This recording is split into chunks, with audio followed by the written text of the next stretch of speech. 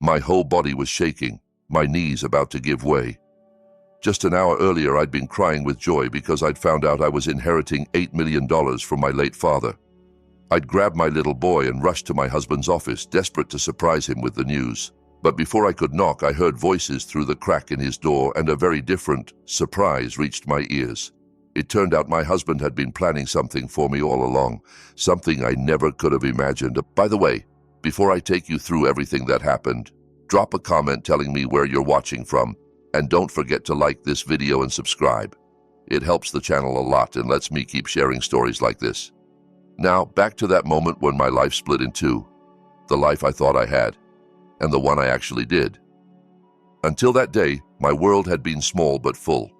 I'm Claire, and I lived with my husband Daniel and our 5-year-old son Ryan in a cramped rented house on the edge of the city. We didn't have much, but Ryan's laughter filled every corner. Daniel worked as a junior manager at a real estate company. His salary covered rent, bills, and groceries with almost nothing left to save. I'd lost both my parents years earlier and believed they'd died broke. Daniel had stepped into that empty space and become my family, my home, my safe place. Or so I thought. That morning I was washing breakfast dishes when my cracked old phone rang. The number was unfamiliar. Hardly anyone called me except Daniel or the moms from the mosque study group. I wiped my wet hands on my apron and answered. "Mrs. Claire?" A deep, professional male voice asked. "Yes, speaking. Who is this?" He introduced himself as Mr. Raymond, an attorney and executor of my late father's estate. For a second, I forgot how to breathe. I hadn't heard anyone say "your father" in such a formal tone in years. My voice trembled as I asked what this was about. Mr. Raymond explained that my father had secretly put aside most of his assets in a long-term protected investment under my name. Legal conditions meant it could only be released after a certain time, and that time had just come. "After taxes and fees, the funds due to you total approximately $8 million, he said calmly, as if he were talking about something ordinary. A plate slipped from my hands, shattering on the kitchen tiles. I sank to the floor among the shards, dizzy with shock. I must have asked him 3 times if this was a joke. He assured me it was real and suggested we set up a meeting so I could sign the paperwork. When the call ended, I just sat there on the cold floor whispering $8 million over and over. My mind raced. I could buy a real house with a yard where Ryan could run. I could send him to the best schools. Daniel could finally quit working himself to death and open the business he always dreamed about. For the first time in my life, the future felt wide open. I couldn't wait until evening to tell him. I wanted to see his face, to share that first explosion of joy together. With shaking hands, I cleaned up the broken plate, bathed Ryan, and put him in his nicest sky blue polo shirt. I changed into my best dress, the one I usually save for holidays, spritzed a little perfume, and wrapped my headscarf neatly. "Where are we going, Mom?" Ryan asked, eyes wide. I crouched down, hands on his small shoulders. "We're going to give Dad a big surprise," I said. "After today, our lives are going to change." On the way to Daniel's office in a taxi, my heart wouldn't stop pounding. I pictured him hunched over his computer, frowning at spreadsheets or demanding clients. Soon, I thought, all that stress would lift from his shoulders. I kissed Ryan's cheeks again and again. "I love you, and I love Daddy," I whispered. "We're going to be the happiest family in the world." The city looked brighter than usual through the window, or maybe that was just how it felt when you suddenly believed your luck had finally turned. Daniel worked in a tall glass building downtown, a world that always felt too polished for me. I rarely visited. He said the office wasn't a place for kids, but today was an exception. I paid the taxi, took Ryan's hand, and walked into the cool marble lobby. The receptionist eyed my simple clothes and Ryan's curious stare a little too closely, or maybe I was just sensitive. "Good afternoon, can I help you?" she asked. "I'm here to see Daniel Lewis," I said, smiling. "I'm his wife. I wanted to surprise him." She checked her screen, then directed us to the 15th floor. The hallway upstairs was silent, carpet muffling our footsteps. I remember Daniel's office was at the far end from the one family day I'd attended. As we approached, I heard laughter through his door, which was slightly ajar. It was Daniel's laugh, deep and rich. but there was an edge to it I didn't recognize. Cold, triumphant. "See, I told you everything would go exactly according to plan," he said. My feet stopped moving. Another voice, older and harder, replied, "So the lawyer finally called her?" "Exactly. That idiot attorney phoned Claire this morning," Daniel answered. The world tilted. He said my name like I was a mark in a scam. "She's probably crying with happiness right now," he went on, chuckling. "She has no idea we've been tracking that money for years. After she signs the power of attorney, we move everything into our offshore account, and then Claire and the kid won't see a cent." The older man, Mr. Harding, I would soon learn, asked, "And what will you do with them after that?" Daniel's voice dropped, colder than I'd ever heard it. "I'll divorce her, kick them out, let her go back to being a nobody on the street." My hand flew to my mouth. Inside the office, Daniel kept talking. "The boy is just leverage," he said flatly. "I never wanted a kid. He was useful to keep Claire attached to me, that's all. They're dead weight." I felt something tear inside my chest. The laugh I'd once loved now sounded like it belonged to a stranger, or worse, a monster. I pressed a finger to my lips to keep Ryan silent. Instinctively, he clung to me, sensing something was terribly wrong. Every word Daniel spoke smashed another piece of the life I thought we had. I don't know how long I stood there, frozen, listening to my husband and his mentor discuss how to steal my inheritance and throw me and my child away like trash. My knees threatened to collapse, but I forced myself to move. I couldn't faint in that hallway. I couldn't make a scene. Quietly, step by step, I backed away from the door, turned around and walked back toward the elevator, Ryan in my arms. I kept my head high for the receptionist downstairs, but inside I was nothing but rubble. The sun outside burned hot, yet I felt ice cold. On the ride home, I didn't cry. I stared out the window, Ryan asleep against my chest, replaying the conversation over and over. Daniel had known about the inheritance. Our marriage had been part of a plan. Every sacrifice, every complaint about his boss, every dream he'd shared with me, it all twisted into a new, ugly shape. By the time the taxi dropped us at our shabby little house, the raw pain had begun to harden into something else. Anger. And beneath that anger, a sharp, clear determination. If Daniel wanted a game, I would play it. But on my terms. Inside, our home felt like a stage set suddenly exposed as fake. The wedding photo on the wall showed a man beaming at me with what I'd once believed was pure love. Now it looked like a performance. I stared at my reflection in the bathroom mirror, pale face, swollen eyes, headscarf slightly crooked. The woman looking back at me wasn't the trusting Claire who'd left that morning. She was someone new, forged out of betrayal and fury. I straightened my scarf, splashed cold water on my face, and whispered to myself, "You can't fall apart now. Not with Ryan depending on you." I cooked Daniel's favorite spicy chicken, hands moving automatically while my mind raced. When he finally came home, he called out, "Peace be upon you," in the same casual tone he always used, as if he hadn't just plotted to destroy our lives. I answered as calmly as I could, took his briefcase, let him kiss my forehead. Over dinner, he complained about a last-minute meeting with the big boss, meaning Mr. Harding. I smiled, nodded, pretended to care. Then, when the moment felt right, I let my lower lip tremble and said, "Daniel, there's something huge I need to tell you." He immediately straightened, eyes sharpening. "What is it? Are you okay?" I swallowed, letting a tear fall. "I got a phone call this morning," I whispered. "From a lawyer, my father's lawyer. He left me an inheritance. It just matured." Daniel's spoon clattered onto his plate. "An inheritance? How much?" he asked, trying to sound casually curious. 10,000? 20? I looked right into his eyes. $8 million, I said softly.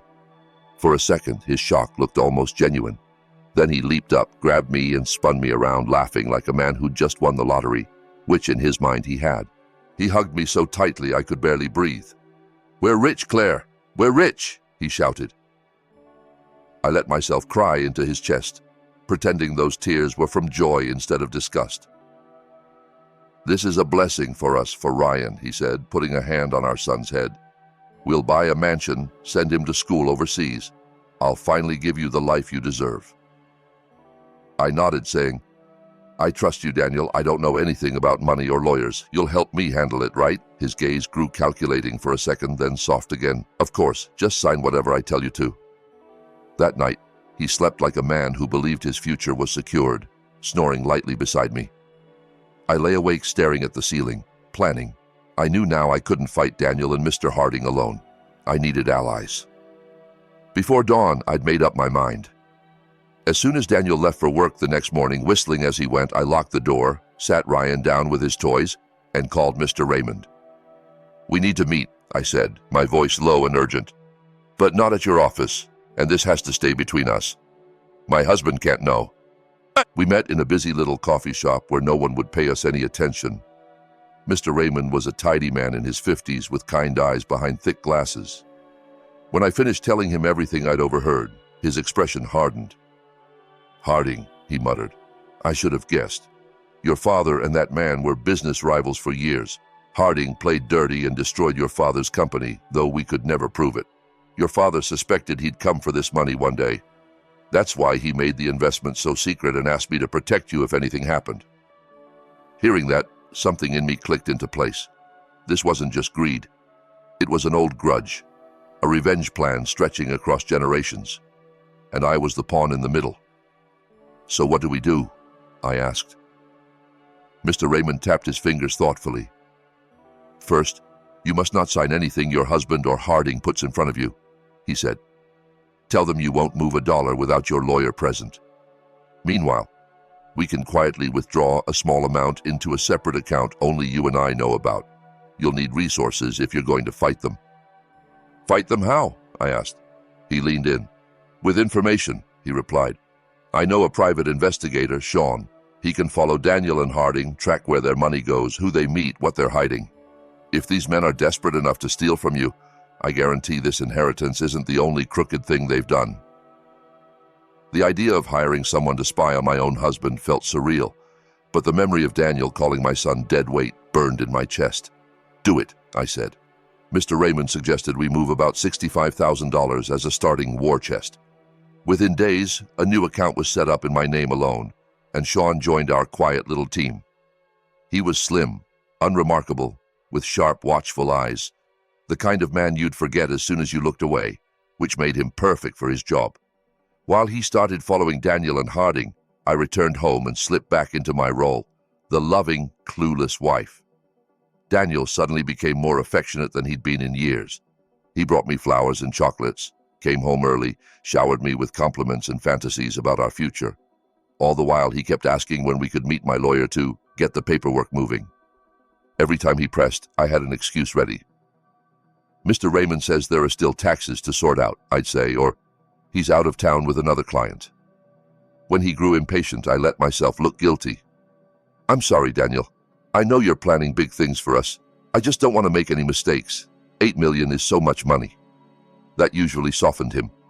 He'd squeeze my hand and reassure me, even as annoyance flickered in his eyes.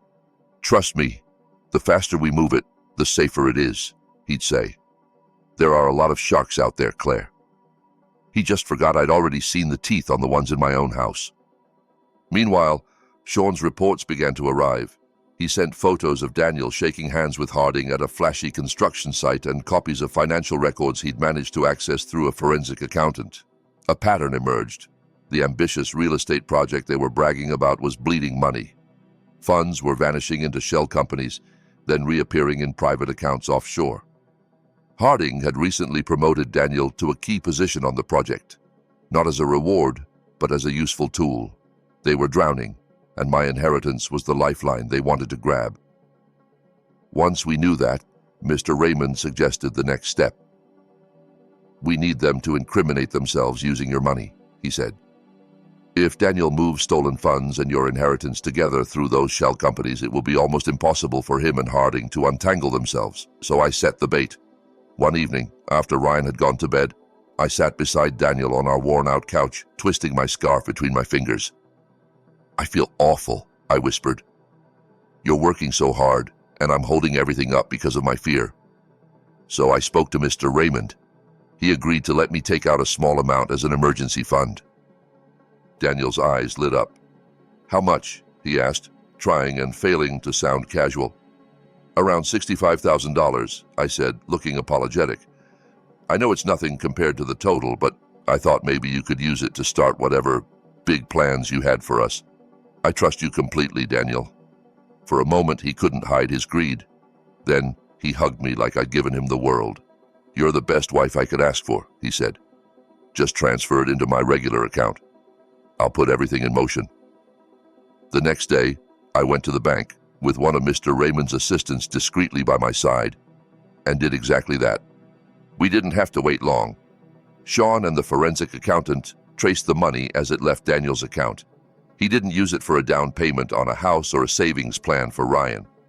Within 48 hours, it had been chopped into 3 parts and routed through several shell companies linked to Harding's project, then wired to the same offshore account in Harding's name that they'd already been investigating. Just as Mr. Raymond predicted, Daniel willingly fed my inheritance straight into Harding's money laundering machine. The trap had closed. Now all that remained was to pull the net tight.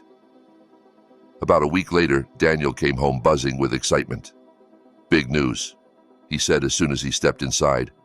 Mr. Harding wants to meet you in person tomorrow. He's heard about the inheritance and our, investment the other day. He's offering us a once-in-a-lifetime opportunity to double the rest of the money in 6 months. I widened my eyes. Double it? I echoed. How? Daniel waved a hand. He'll explain everything.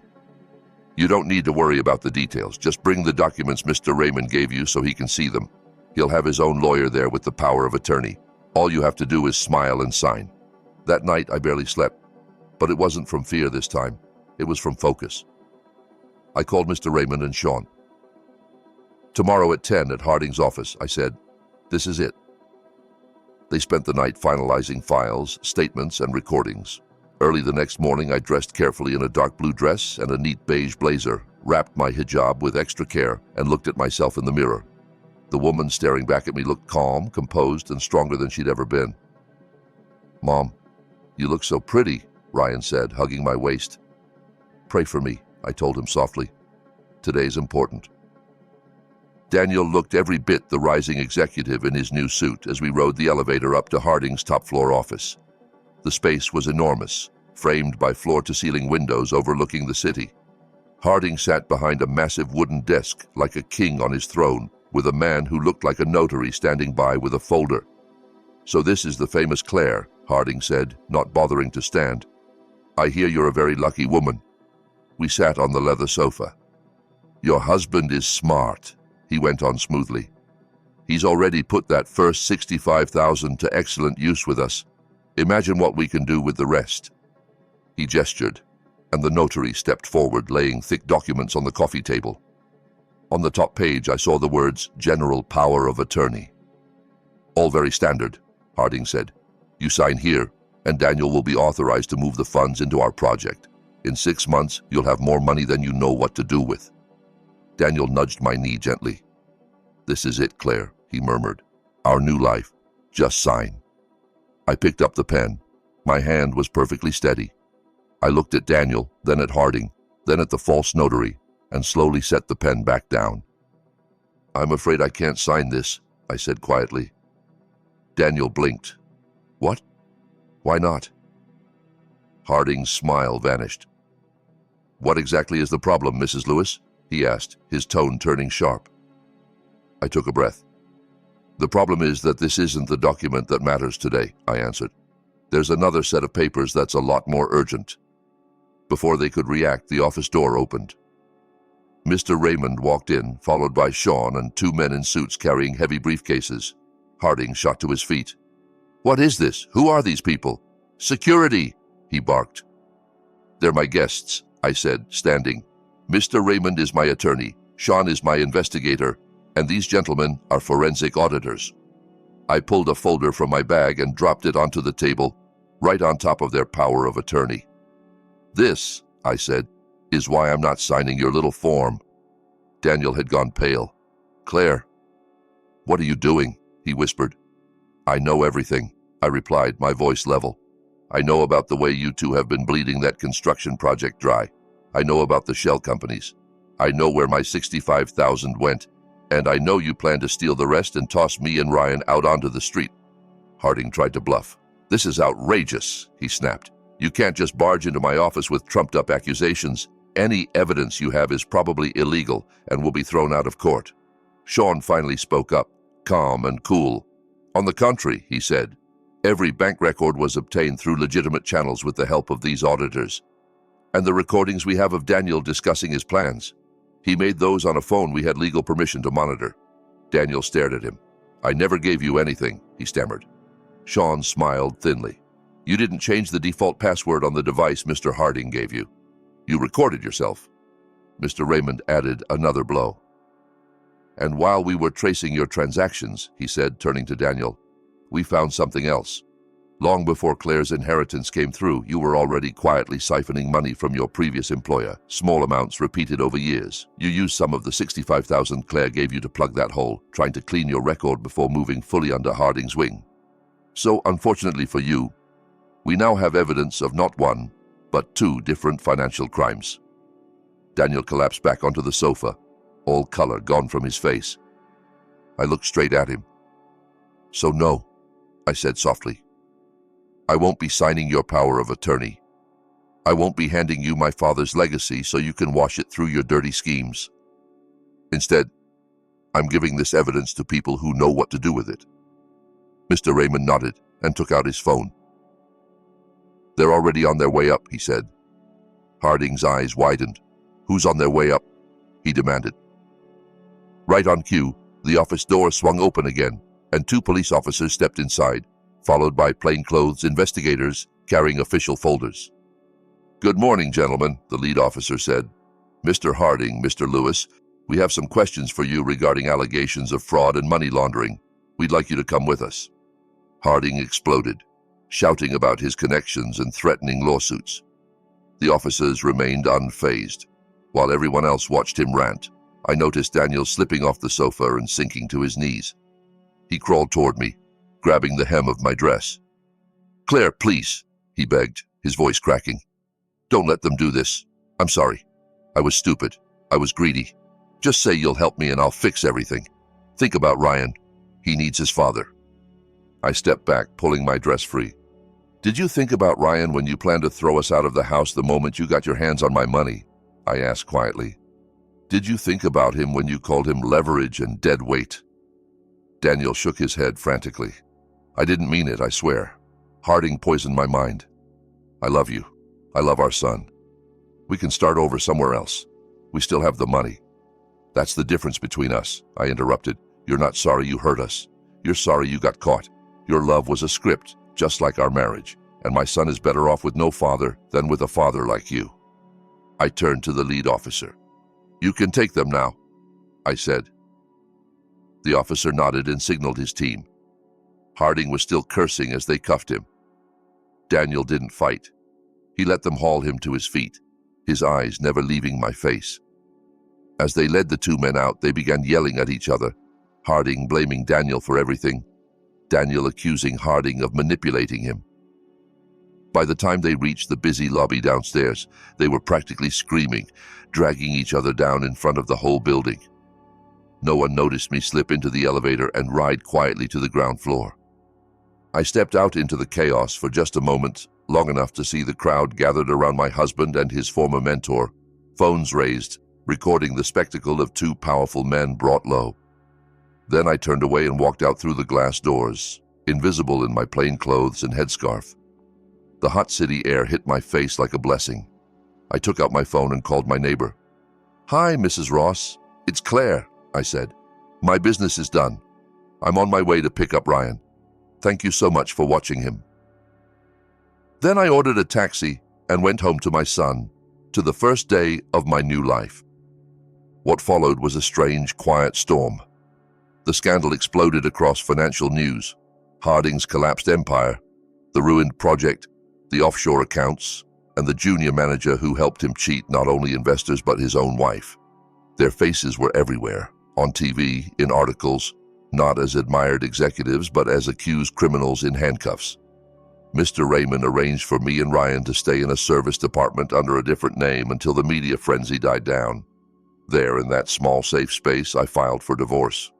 Daniel from jail tried to fight back through a cheap lawyer his relatives hired. He claimed to be a victim, said Harding had forced him, insisted he was a devoted family man who'd made mistakes but still deserved a share of marital assets. He even tried to argue that my inheritance should be considered joint property. In family court, Mr. Raymond didn't waste time. He simply played the audio of Daniel discussing the plan to steal my money and dump me and Ryan on the street. The judge's expression hardened with every word. My petition for divorce was granted quickly. I received full custody of Ryan, along with a permanent protection order. Legally, Daniel ceased to exist in our lives. The criminal trial was longer and uglier. Harding hired an army of expensive attorneys trying to twist facts and say everything was Daniel's fault. Daniel tried to paint himself as a frightened underling, but the paper trail and the investigators' testimony were clear. They'd both orchestrated years of fraud, and my inheritance had been their latest target. The $65,000 I'd given Daniel, my bait, had become the rope that tied their crimes together. When it was over, Harding received 20 years in prison and crushing financial penalties. Daniel got 15. Ryan would be 20 by the time his biological father was a free man again. When the sentences were read, I felt something unwind inside me. It wasn't triumph exactly, more like release. The weight I'd been carrying since that day in the office hallway finally slid off my shoulders. I kept my father's inheritance, but I didn't run out and buy a mansion or a sports car. With Mr. Raymond's guidance, I bought a comfortable, secure apartment in a good neighborhood and set up sensible investments. I enrolled Ryan in a wonderful school where he flourished. For the first time, we could breathe without constantly worrying about the next bill. And if you've stayed with me this far, let me know in the comments what you would have done in my place, and remember to like and share if this story hits home. Every now and then, a letter arrived from the prison, all from Daniel. Page after page of apologies, verses, promises that he'd changed, pleas for a second chance. I ignored them at first, but one day I felt something unfinished tugging at me. Against Mr. Raymond's cautious advice, I asked for a single supervised visit. I wanted to look him in the eye one last time and close that door myself. The visitor's room was loud and echoing. We were separated by thick glass and an old intercom. When Daniel shuffled in wearing a faded blue prison uniform, I barely recognized him. He was thinner, hair cropped short, eyes hollow. When he saw me, he grabbed the handset like a drowning man clutching a rope. "Claire, you came," he said, voice cracking. "Thank God. I've been praying for this. I'm so sorry. I know I don't deserve it, but please, forgive me." I held the handset to my ear but didn't speak immediately. "Do you regret what you did? Or do you just regret that it all fell apart?" I finally asked. "Both," he said quickly. "I swear I've changed. I read scripture every day. I think about you and Ryan all the time. Please, just let me see him once. He's my son." "He's my son," I corrected quietly. "You gave up any right to him when you planned to use him as a tool and called him a burden." Tears streamed down Daniel's face. "Please, Claire," he begged. "Don't be this cruel. Don't make him grow up without a father." I stood. "You did that?" I said. "Not me. My revenge isn't you sitting in here. My real revenge is the life I'm building without you, a life where Ryan is happy and safe and never learns how to lie the way you did. You can think about that every day for the next 15 years. I set the handset down and walked away, his desperate voice muffled behind me by the closing door. 2 years passed. It's amazing how long and how short that can feel when you're rebuilding a world from scratch. One bright morning, I stood on a small stage in front of a new, colorful 3-story building with a playground beside it. Behind me, big letters over the entrance read, "Mother's Hope Foundation." My heart fluttered, but this time from joy. "Peace be upon you all," I said into the microphone, my voice steady and amplified. "Welcome to the opening of Mother's Hope, a place born from pain, transformed into purpose." In the front row, Ryan, now 7, waved wildly at me, grinning. I told the audience and the cameras a short version of my story, not every detail, but enough. How greed and betrayal had almost destroyed me, How instead of letting that money corrupt me the way it had corrupted others, I'd chosen to use it to build something good. The foundation would provide shelter for single mothers escaping abuse, legal help for women trapped in toxic marriages, counseling, job training, and scholarships for their children. My father meant this inheritance as protection, I said. For years I thought it was just for me. Today, I finally understand it was meant to protect many more. After the ceremony, I mingled with donors and staff, hugged children who now lived in the residence upstairs, and watched Ryan race his new friends across the playground. His laughter rang out pure and free. There was no shadow in his eyes, no trace of the ugly words his father had once used about him. Mr. Raymond joined me with a glass of juice. "You've become quite the CEO," he joked softly. Then his face turned more serious. "I should tell you, Harding died in prison last night. Heart attack. And Daniel's last appeal was denied. He keeps sending letters, asking to see a photo of Ryan, asking to hear about the foundation.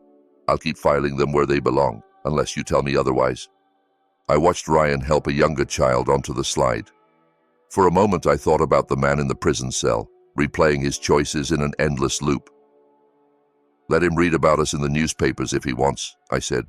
"Let him see the photos in the news. That's enough. His life is between him and God now. Mine is here." Mr. Raymond nodded, understanding. I knelt as Ryan ran over and threw his arms around my waist, smudging my clothes with dirt. "Mom, this place is amazing," he shouted. "We're going to help so many people, right?" I hugged him back tightly. "This is our real inheritance," I whispered into his hair. Not the number in the bank account, but the strength to turn tragedy into hope. Daniel had tried to take $8 million from me and leave me broken. In the end, he lost his freedom, his reputation, and his family.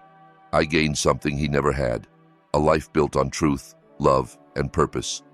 If you're still here, tell me in the comments what part of this story hit you the hardest. And don't forget to like, subscribe, and share it with someone who needs to remember that the best revenge isn't rage. It's rebuilding. It's happiness. It's getting yourself back.